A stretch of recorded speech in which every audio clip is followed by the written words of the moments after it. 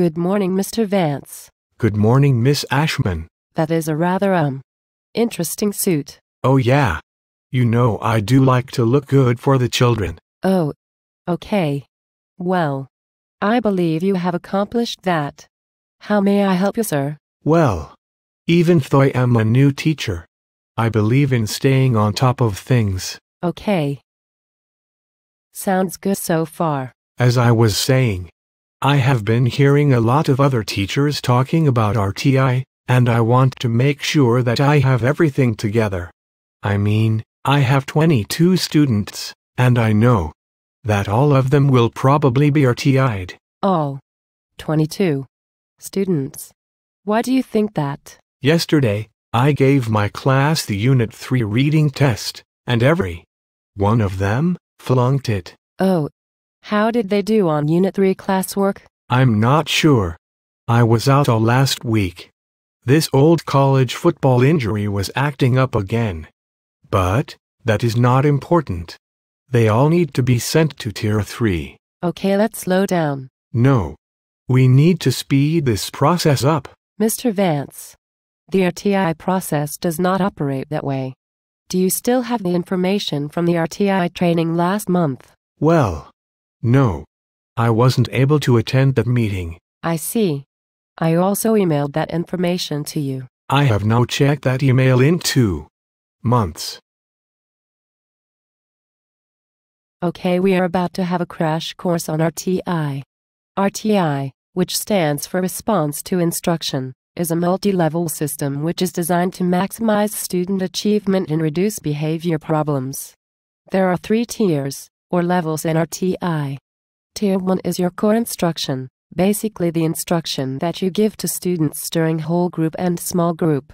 If your instruction is explicit enough, it is expected that at least 80% of your students will master the objectives of your lesson during Tier 1 instruction. In a class of 22, that comes up to about 17 students. Are you with me so far? Yes, I am. Great.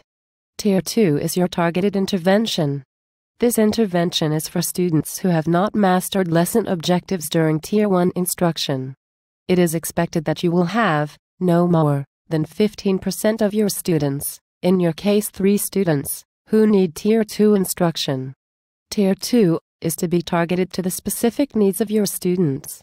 You must document the intervention that you provide and monitor the students' progress as they receive these interventions.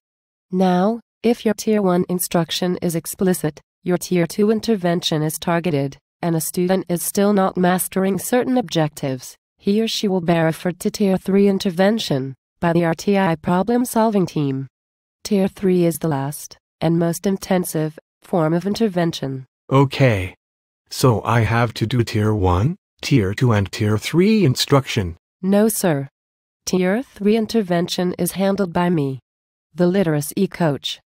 Another teacher, or someone else who is designated by Mr. Larkin to conduct this type of intervention. Who?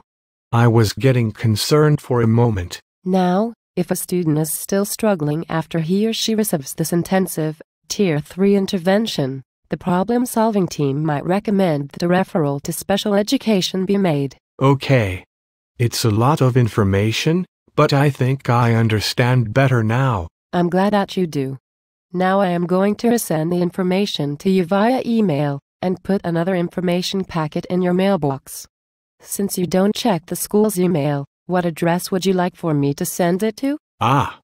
Well, send it to bigdaddy@gmail.com. Mr. Vance. Yes. Never mind. Have a nice day. You too.